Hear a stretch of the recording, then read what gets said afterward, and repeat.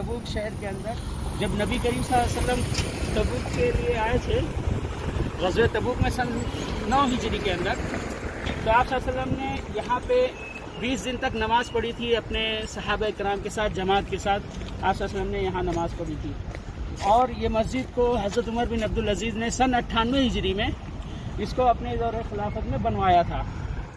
और इसके साथ ही यहाँ करीब में किला है, अभी हम लोग वहाँ जाएंगे।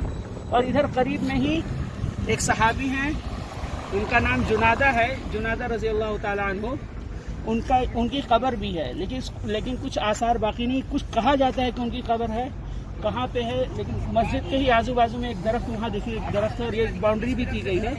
ये बाउंड्री दिखा दें, ये बाउंड्री की गई, तो हो सकता है इसी के आस पास में कहा जाता है कि उनकी भी कब्र है। क्या चीज़